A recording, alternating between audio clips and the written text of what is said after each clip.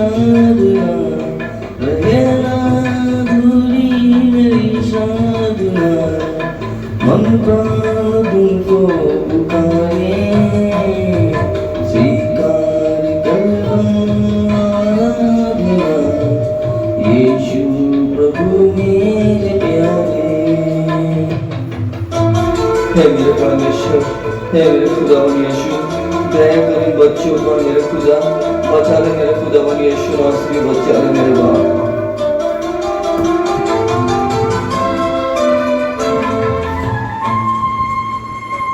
Hallelujah, hallelujah.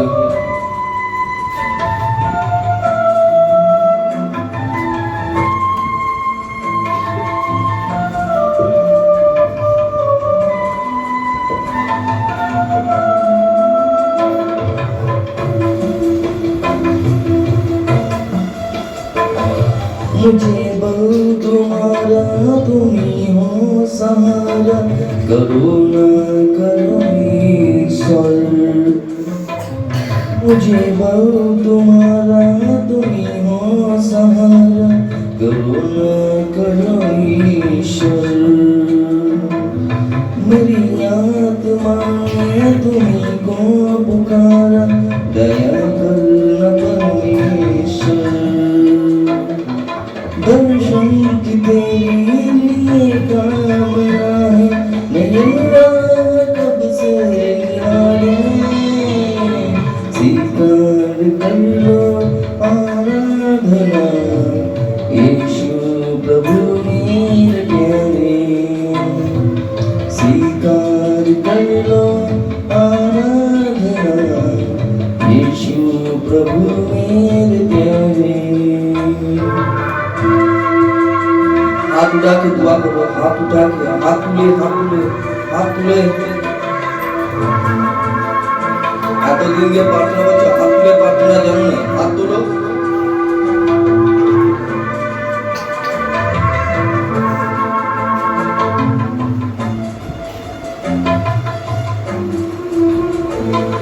समाधान देकर मुझे तार देना, मैं पापी हूँ परमेश्वर। समाधान देकर मुझे तार देना, मैं पापी हूँ परमेश्वर। नैना पर तू मुझे साथ लेना, चलूँ मैं तुम्हारे डगर।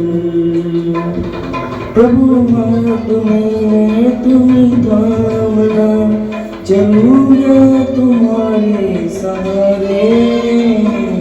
स्वीकार कर लो आराधना, यीशु प्रभु मेरे प्यारे।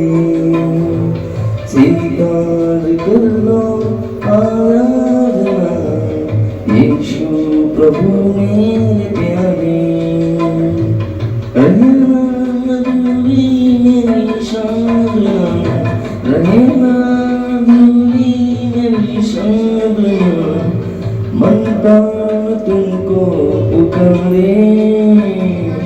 स्वीकार कर लो आराधना, यीशु प्रभु मेरे प्यारे। আজকে সুসময় হচ্ছে প্রভুর সম্মুখে প্রভু যিশু। আসুন আমরা খুলে নেব লুক লিখিত সুসমাচার 4:1। লুক লিখিত সুসমাচার 4:1। লুক 4:1।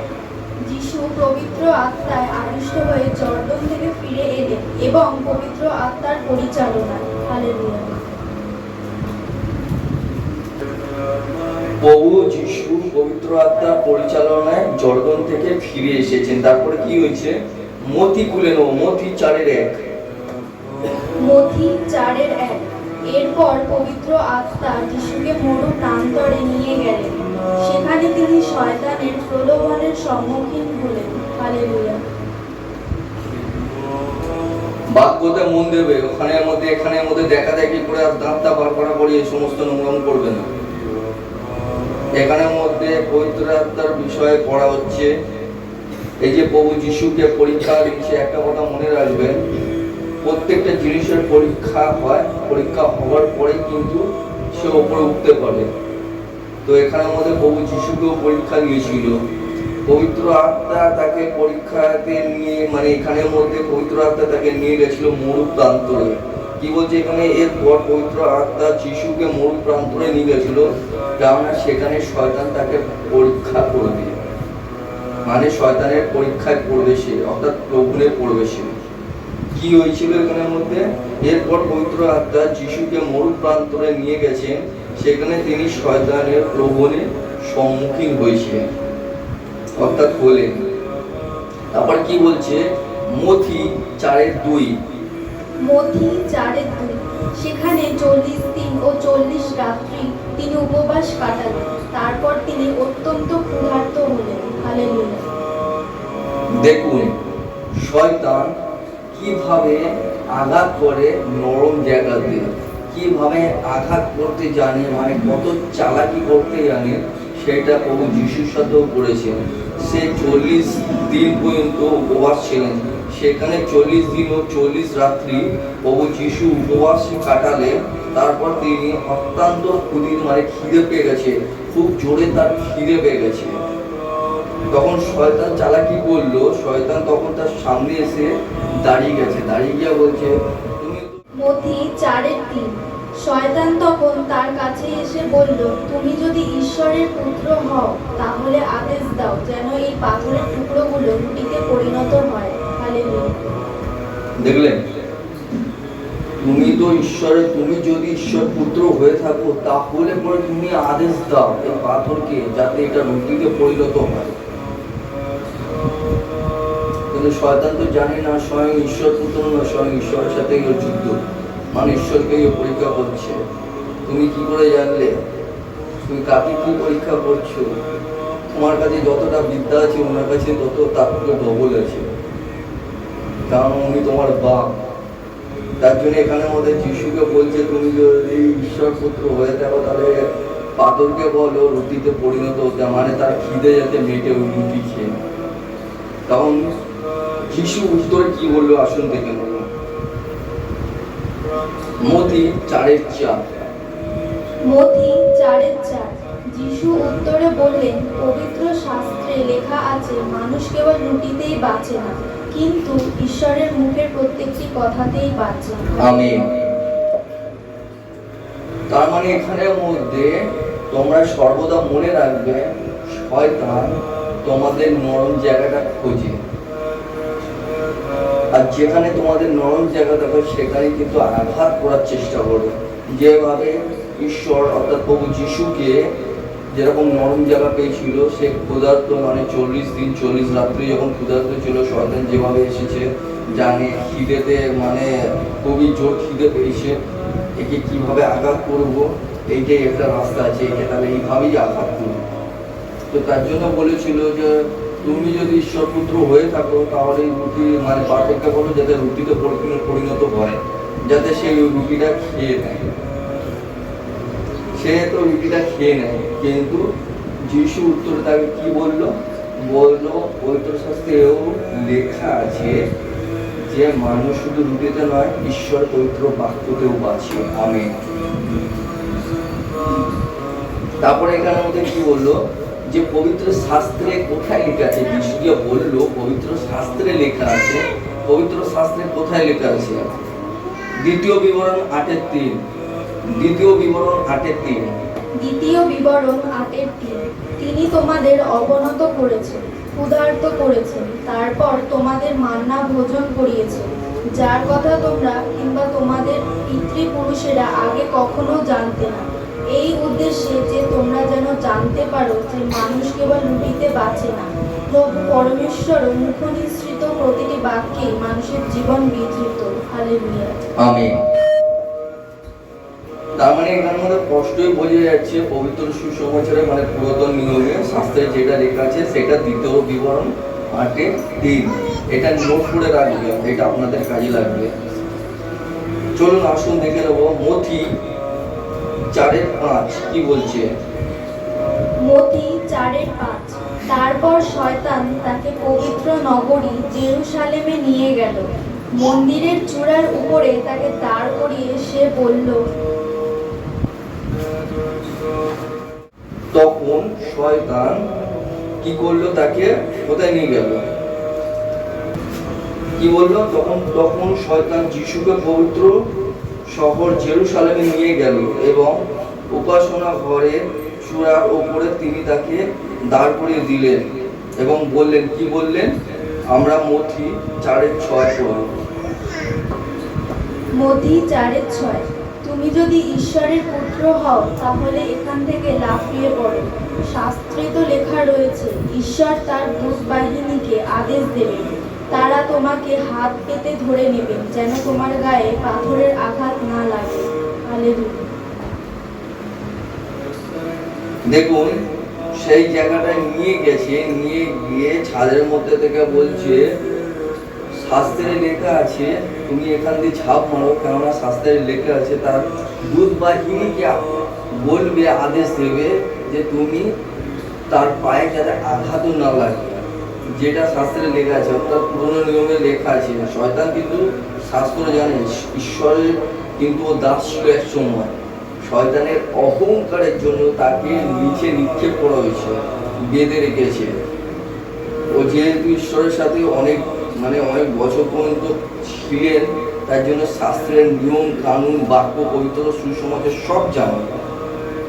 এই কারণে ও এখানের মধ্যে শয়তান বলছে যে তুমি এই হাত থেকে নিচে লাফিয়ে পড়ো, কারণ পবিত্র শাস্ত্রে এও লেখা আছে যে তার দূত বাহিনীকে আদেশ দেবেন যাতে তোমার পায়ে আঘাতও না লাগে।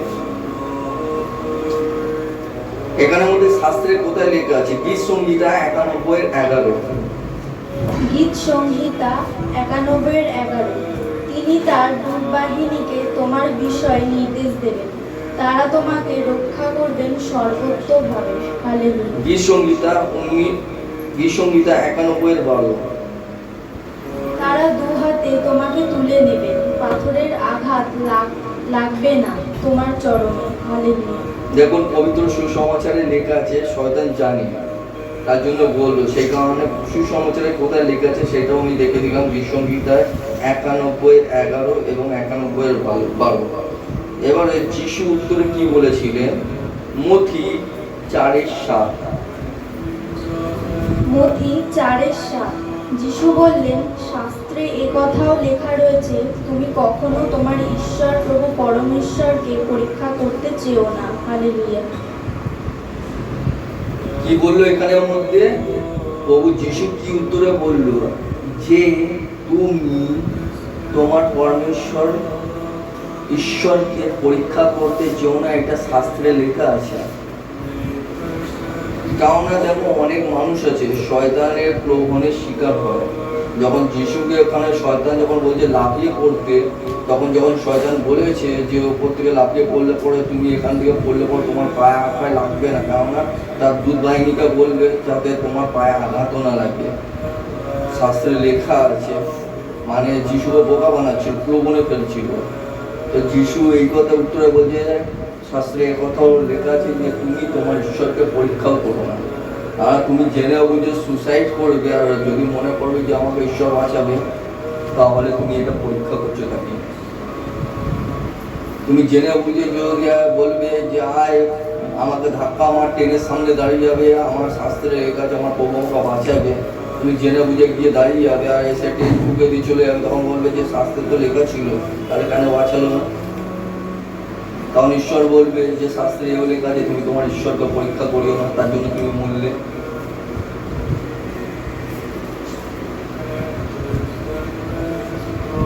অনেক কিছু মনে করবে। দেখুন, এই জগতের মধ্যে যে সমস্ত আছে, মানে তোমাদের যা কিছু আছে, ঈশ্বর যে আছে না, সে কিন্তু পড়েছিল না। সে ঈশ্বর পুত্র হয়েও জন্ম নিয়েছে, কাজ করেছে, প্রচার করেছে। সে ঘরের মধ্যে বসে ছিল না, কারণ তার মাথার উপরে ছাদ ছিল না, তার থাকার জায়গাও ছিল না। সে জায়গায় জায়গায় প্রচার করে বেরিয়েছে। সে জায়গায় জায়গায় প্রচার করে বেরিয়েছে। তো কিছু কিছু মানুষ আছে যে প্রার্থনায় এসেই সব কিছু পেয়ে যাবে সেটা মনে করে, তোমাদের মধ্যে যে সমস্ত দিচ্ছে সুবিধা ঈশ্বরের থেকে সেসব ব্যবহার করো না। তোমাদের যদি বেশি একটা শরীর খারাপ হয় বা কিছু বেদনা হয়, তোমাদের আশেপাশে ডাক্তার আছে, যেটা ডাক্তার করতে পারবে না সেইটা ঈশ্বর করবে, আর যেটা ডাক্তার করতে পারবে সেটা ঈশ্বর কেন করবে? অনেকে মনে করে আমি প্রার্থনা করলে পরে তাহলে পরে আমার সব ঠিক হয়ে যাবে, তাহলে ডাক্তার কি কারণে আছে? ডাক্তাররা কি কারণে আছে? যাকে ডাক্তার বানিয়েছে সেটাও তো ঈশ্বরের ইচ্ছাতেই ডাক্তার হয়েছে, তাহলে ওরা কি করে চলবে? প্রত্যেকটা মানুষের কোনো না কোনো কাজ দিচ্ছে। যদি আমি মনে করি আমি কাজ করবো না, কেন আমাকে ঈশ্বর দেবে খাদ্য, তিনি যোগানদাতা ঈশ্বর, তাহলে এটা আমি ঈশ্বরকে পরীক্ষা করছি না? এটা কি উচিত? আমার শরীর খারাপ হয়েছে, আমি ঘরের মধ্যে পড়ছি, যদি বলি আমাকে ঈশ্বর বাঁচিয়ে নেবে, ডাক্তারের কাছে গেলাম না, তাহলে কি এটা কি আমি ঈশ্বরের সাথে পরীক্ষা করছি না? তুমি প্রার্থনা লেখাও, লেখাতে আপত্তি নেই, কিন্তু ডাক্তারও দেখাও। যেটা শয়তান দেখে আসে সেটা ঈশ্বর ঠিক করে দেবে। ঈশ্বর চাইবে যে আমার সন্তান ঠিক হোক। যেটা ডাক্তারের কাজ সেটা ডাক্তার করবে, যেটা ঈশ্বরের কাজ সেটা ঈশ্বর করবে। কিছু কিছু মানুষ আছে ঈশ্বরকে পরীক্ষা করতে চলে আসে।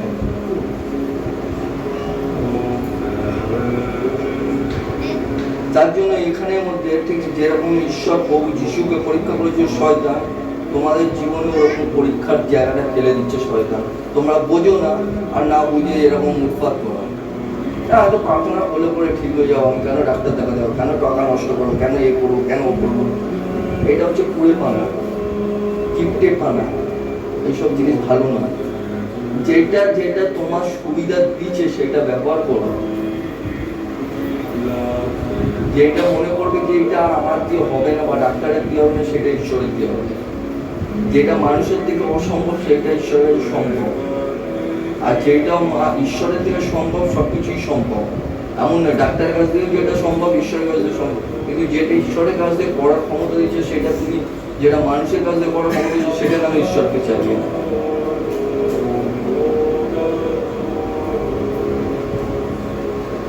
তুমি একটা কথা বলো না, তোমার স্বামী যদি তোমাকে 1000 টাকা দিয়ে দিল, 100 টাকা দিয়ে দিল, তোমাকে বললো যে এটা দিয়ে চালাও, দোকানদারি আনো।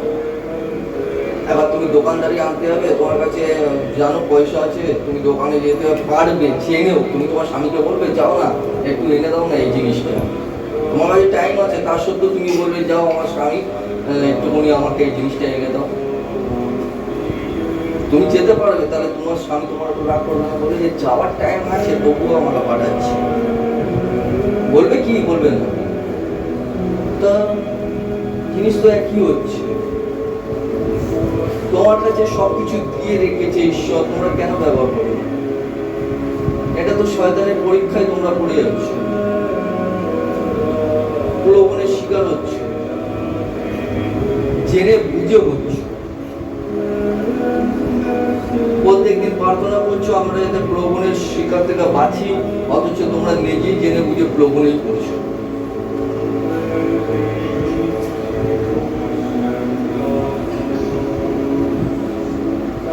তার জন্য এখানের মধ্যে বলছো শাস্ত্রে কথা লেখা আছে যে তুমি সদাপ্রভুর পরীক্ষা করিও না। এটা শাস্ত্রে কোথায় লেখা আছে? দ্বিতীয় বিবরণ 6:16-তে, দ্বিতীয় বিবরণ 6:16-তে একবার পড়ো। দ্বিতীয় বিবরণ 6:16। মাসাতে তোমরা যেমন করেছিলে তেমনি ভাবে তোমরা তোমাদের আরাধ্য ঈশ্বর প্রভু পরমেশ্বরকে কখনো পরীক্ষা করতে যেও না। হালেলুয়া। এই যে মাসাতে কি করেছিল, কি পরীক্ষা করেছিল, এইটারও একটা কথা আছে। এটা কি এমন কি হয়েছিল ওই জায়গাটায়, এটাও আমরা জেনে নেবো। যাত্রা পুস্তক 7:7। এগুলো কিন্তু নোট করবে, মোস্ট ইম্পর্টেন্ট বাক্য কিন্তু এটা নর্মাল নয়, এগুলো নোট করবে। মথি 4:7 যে শাস্ত্রে লেখা আছে যে কথাটা, সেটা হচ্ছে দ্বিতীয় বিবরণ 6:16-তে লেখা আছে। এবং যেটা এখানে বলছে মাসাতে তোমরা যেমন করেছিলে তেমনই ভাবে তোমরাও তোমাদের আরাধ্য ঈশ্বর প্রভু পরমেশ্বরকে কখনো পরীক্ষা করি না। এই জিনিসটা যে পরীক্ষা করি না, এটা আমার সাথে কি করেছিল, কি এমন হয়েছিল, এটা কোথায় লেখা আছে? এটা লেখা আছে যাত্রা পুস্তক 7:7। এটা কিন্তু নোট করে রাখবে তোমরা। চলো পড়ো। যাত্রা পুস্তক 17:7। তিনি সেই স্থানের নাম দিলেন মাশাল্লাহ, কারণ প্রভু পরমেশ্বর তাদের সঙ্গে আছেন কিনা সে বিষয়ে ইসরায়েলিরা সন্দেহ প্রকাশ করেছিল। তিনি তার আর একটি নাম দিলেন মেরিবা, কারণ সেখানে ইসরায়েলিরা তার সঙ্গে ঝগড়া করেছিল। হালেলুয়া। দেখুন, এখানের মধ্যে ইসরায়েলিরা পরীক্ষা করেছিল সদাপ্রভু আছেন কি না, পরীক্ষা করে দেখেছিল। কোথায়? মাশাতে। তারপরে এই জায়গাটার নাম হলো কি নাম হলো? মেরিবা। এরপরে তারা ঝগড়া করেছিল। চলুন আরো দেখে নেব। মথি 4:8। মথি 4:8। মথি 4:8। এরপর শয়তান যিশুকে নিয়ে গেল খুব উঁচু একটি পাহাড়ে। সেখান থেকে সে তাকে জগতের রাজ্যপাট ও তার ঐশ্বর্য দেখালো। হালেলুয়া।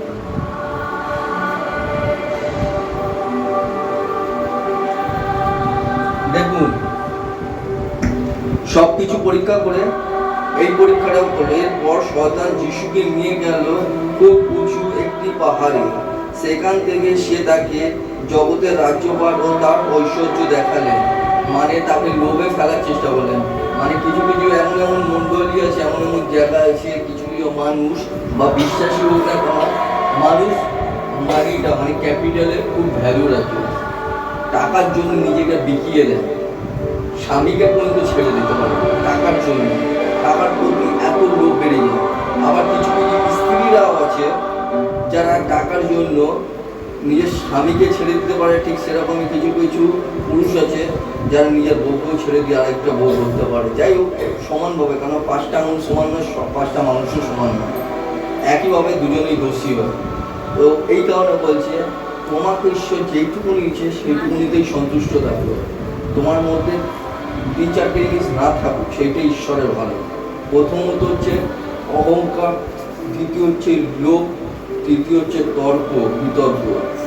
নিজেকে যতটা পারবে নম্র রাখার চেষ্টা করো, আর মিথ্যা কোনোদিন বার করিও না মুখ থেকে। কারণ এমন সময় আসবে যেই সময় তুমি সত্যি কথা বললেও 1000 লোকও বিশ্বাস করবে না, কারণ তুমি মিথ্যাবাদী।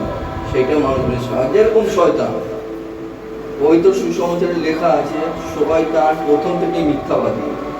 সে যদি এসে আমাদেরকে বলেও দেয় সত্য কথা, আমরা বিশ্বাসই করবো না, কারণ আমরা জানি শয়তান মিথ্যাবাদী। তো ঠিক যারা শয়তানের সন্তান তারাই মিথ্যা কথা বলে, কথায় কথায় মিথ্যা, 5টা পর্যন্ত মিথ্যা কথা বলেছে, প্রচারকরা পর্যন্ত মিথ্যা কথা বলে দেয়। এরকমও মানুষ আছে। আরে বাবা, দুটো বকা না হয় খাবি, সত্যি কথা বলেই বকা খেয়ে, একটা মিথ্যা কথা বলতে গিয়ে তুই শয়তানের দাস হয়ে যাচ্ছিস। মিথ্যা কথা বলা ঠিক না, বললে সত্য বলো, নাহলে বলতে হবে কোনো কথা। যাই হোক, অত দূর যাবো না। শয়তান যিশুকে প্রলোভনে ফেলার জন্য এবার লোভে ফেলার চেষ্টা করেছে। আসুন তারপরে কি লোভে ফেলার চেষ্টা করেছিল। এরপর শয়তান যিশুকে নিয়ে গেল খুব উঁচু একটি পাহাড়ে। সেখান থেকে সে তাকে জগতের রাজ্যপাট ও তার ঐশ্বর্য দেখালেন। তারপরে মথি 4:9 কি বলছে দেখুন। মথি 4:9। তারপর সে যিশুকে বলল, তুমি যদি ভূমিষ্ঠ হয়ে আমাকে প্রণাম করো, তাহলে এই সবই আমি তোমাকে দিয়ে দেবো। হালেলুয়া। দেখুন, শয়তান যিশুকে বলল, তুমি যদি আমাকে মাথা নিচু করে যদি আমাকে প্রণাম করো, মানে আমার সামনে যদি মাথা নিচু করো, যদি আমাকে ঈশ্বর মেনে নাও, তাহলে আমি এই সমস্ত জগতে যা কিছু আছে আমি তোমাকে দিয়ে দেবো। তুমি এই জগতের রাজা হবে, আমি তোমাকে সব কিছু দিয়ে দেবো, রাজ্য পাত ধন সম্পত্তি সব দিয়ে দেবো। খালি তোমার একটাই শর্ত, যে আমার কাছে তোমাকে নত হয়ে নমস্কার করতে হবে। তো যিশু এই জায়গাটা বলেছে, তুমি শুধু নিজের ঈশ্বর ছাড়া আর কাউকে মাথা নত করো না। দেখো এখানে লেখা আছে মথি 4:10। মথি 4:10। যিশু তাকে বললেন, দূর হও শয়তান, শাস্ত্রের নির্দেশ, তুমি শুধু তোমার ঈশ্বর প্রভুরই উপাসনা করবে, একমাত্র তারই সেবা করবে। হালেলুয়া। দেখুন, শাস্ত্রের এই নির্দেশ দূর হও। শয়তানকে বলছে, যখন সে বললো যে আমি এত সম্পত্তি দিয়ে দেবো, এত কিছু দিয়ে দেবো, কিন্তু সে লোভে পড়লো না। সে কি বললো? দূর হও শয়তান, মানে আমার এই সমস্ত কিছু দরকার নেই, দূর হইও শয়তান।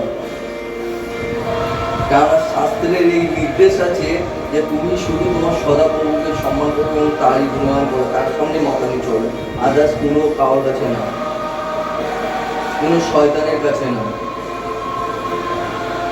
আসুন আরো দেখবো এই যে শাস্ত্রে কোথায় লেখা আছে। দ্বিতীয় বিবরণ 6:13, এগুলো নোট করবে, আমি কিন্তু বারবার বলছি এগুলো নোট করে রাখবে। পড়ো দ্বিতীয় বিবরণ 6:13। দ্বিতীয় বিবরণ 6:13, তোমাদের আরাধ্য ঈশ্বর প্রভু পরমেশ্বরকে সম্ভ্রম করবে, কেবল তারই সেবা করবে এবং তার নামে শপথ করবে। আমেন। দেখুন পবিত্র শাস্ত্রে এটা লেখা আছে। তারপরে মতি 4:11 পড়বে। মথি 4:11, শয়তান তখন তার কাছ থেকে চলে গেল, আর স্বর্গদূতেরা এসে তার পরিচর্যা করতে লাগলো। আমেন। শয়তান তখন তার কাছ থেকে চলে গেল, আর স্বর্গদূতেরা এসে তার পরিচর্যা করতে লাগলো। Praise the Lord. আমেন।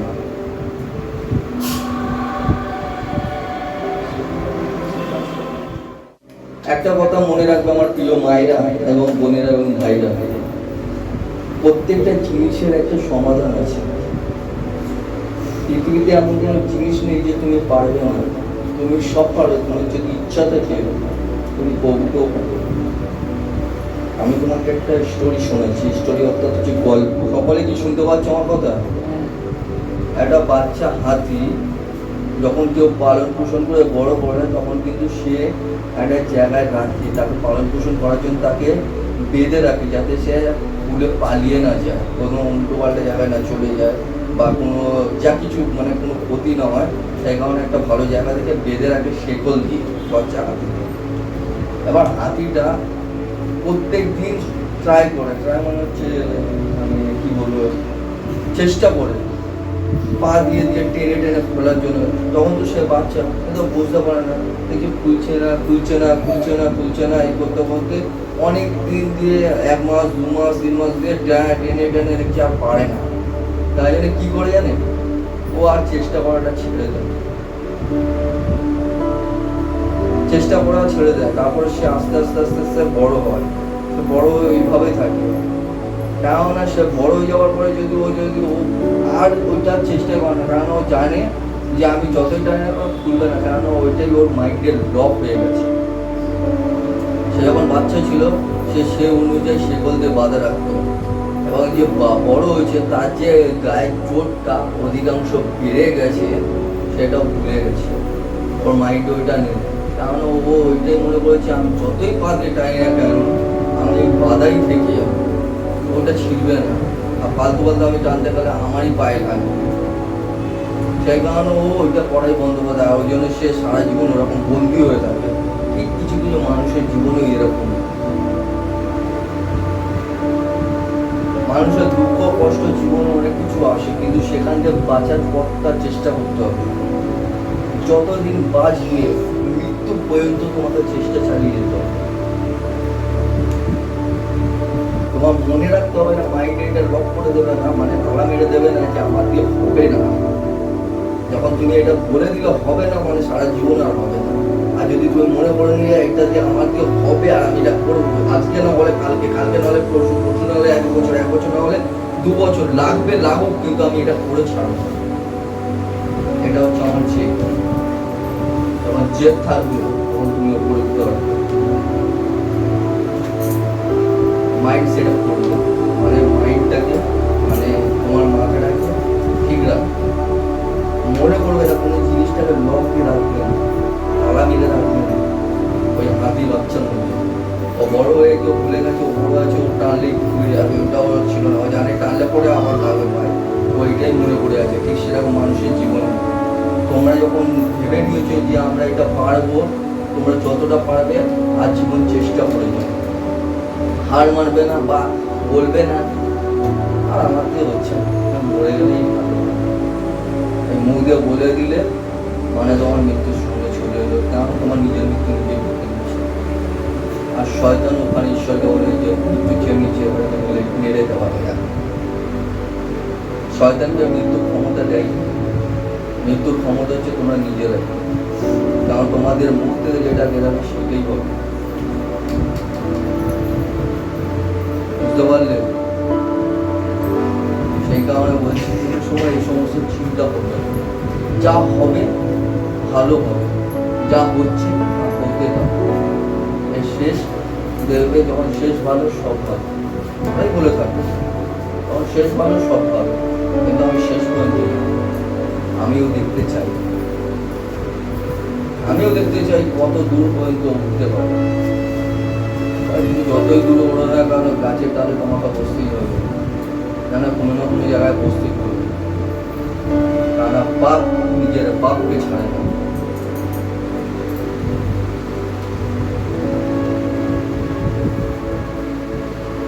যাক, এটা আপনাদেরকে ইঙ্গিত দিলাম যে জীবনে হার মানবেন না। জীবন মনে হচ্ছে একটা যুদ্ধ, যখন জন্মিয়েছে যুদ্ধ চালিয়ে দাও শয়তানের সাথে। জগতের মানুষের সাথে আমাদের কোনো শত্রুতা নেই, আমাদের শত্রুতা হচ্ছে শয়তানের সাথে। কারণ আমার বাপের শত্রু আমার শত্রু, আমার বাপের মিত্র আমার মিত্র। মিত্র মানে হচ্ছে বন্ধু, আর আমার বাপের বন্ধু হচ্ছে আপনারাই। আপনারাই সন্তান, আপনারাই বন্ধু, আপনারাই সব কিছু। ঈশ্বরের উদ্দেশ্যে একটু গান করি।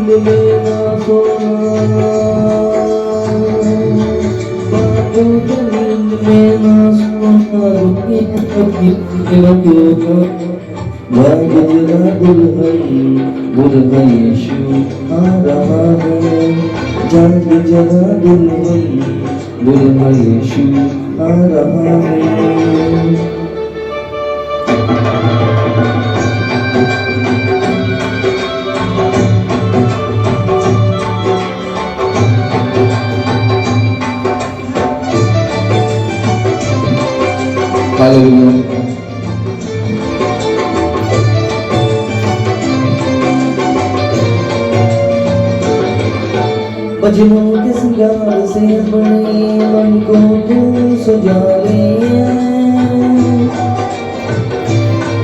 भजनों के श्रृंगार से अपने मन को तू सजाए। रूह पाक के वरदानों से अपने जीवन तू गढ़े, रूह पाक के वरदानों से अपने जीवन तू गढ़े। हाथों का नींद में ना सोना, हाथों का नींद में ना सोना, दुनिया के भीड़ में न खोना। जाग जरा दुल्हन, दुल्हन यीशु आ रहा है। जाग जरा दुल्हन, दुल्हन यीशु आ रहा है।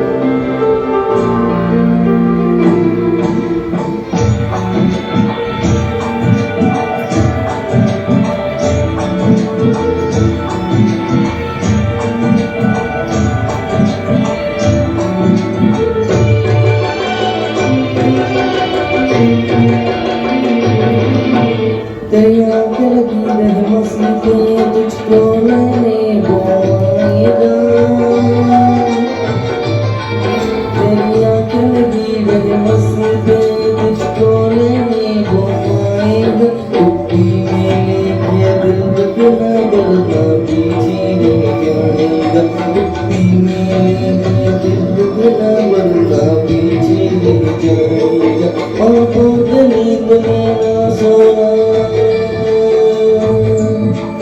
आंखों के नींद में ना सोना दुनिया का पीर में न होना जाग जा दिल दुल्हा यीशु आ रहा है जाग जा दुल्हा यीशु आ रहा है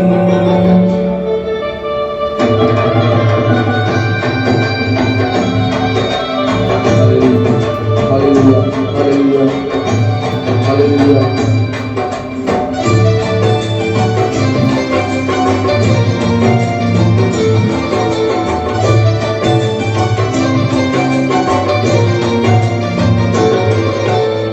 तेरी मसाले जलती रहे कभी भी वो ना बुझ पाए तेरी मसाले जलती रहे कभी भी वो ना बुझ पाए जब भी देखे खुदा तुझ में चेहरा हंसी कम जलाए जब भी देखे खुदा तुझ में चेहरा हंसी कम जलाए पापों के नींद में ना सोना पापों के नींद में ना सोना दुनिया का पीर में न करना जाग जरा दुल्हा यीशु आ रहा है जाग जरा दुल्हा यीशु आ रहा है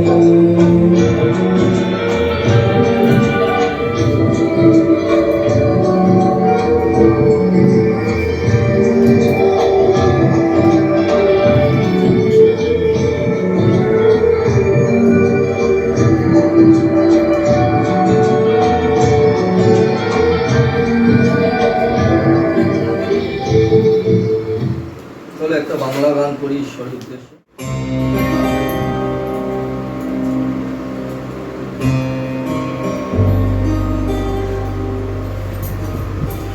হালেলুয়া জয় যিশু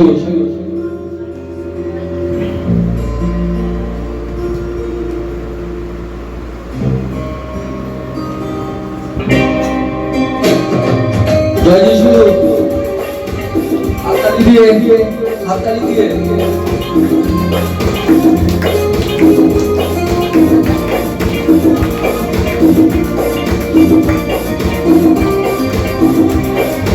ভগ্ন প্রাণে তুমি প্রভু আশার প্রদীপ জ্বালো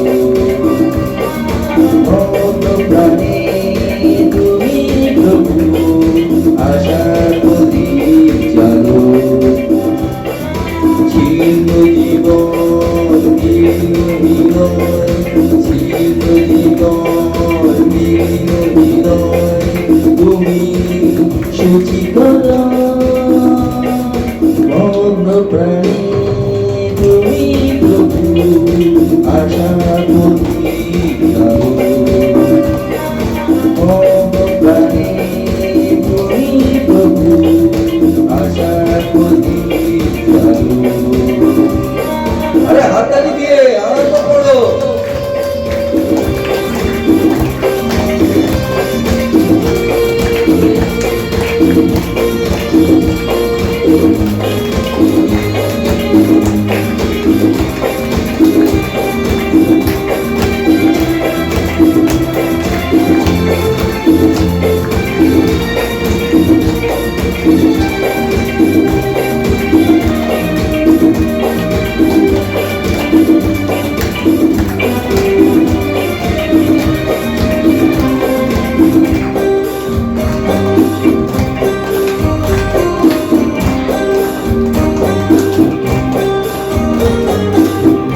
এতদিন তোমাকে ভালোবাসিনি এতদিন তোমাকে কাছে রাখিনি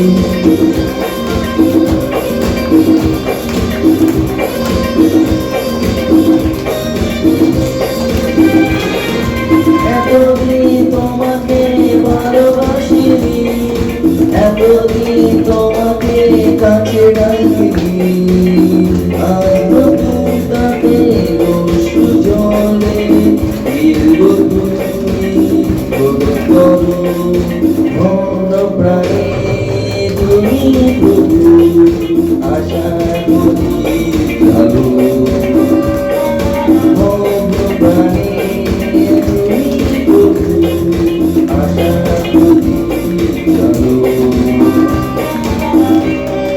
হালেলুয়া, জয় যিশু। সকলে একসাথে বলে জয় যিশু। ধন্য যিশু না, যে মৃতকেও জীবিত করতে পারে, যার একটা নামে অসুস্থ মানুষ সুস্থ হতে পারে। গর্ব করি আমি প্রভু যিশুর নামেতে, ধন্যবাদ করি তার নামেতে, প্রশংসা করি তার নামেতে। জয় যিশু।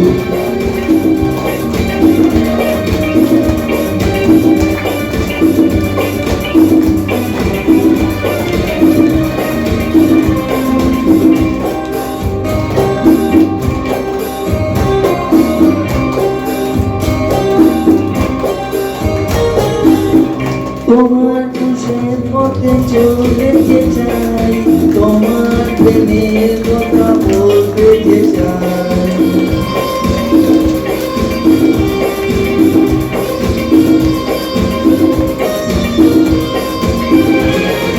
তোমার খুশির পথে চলতে চাই, তোমার প্রেমের কথা বলতে চাই।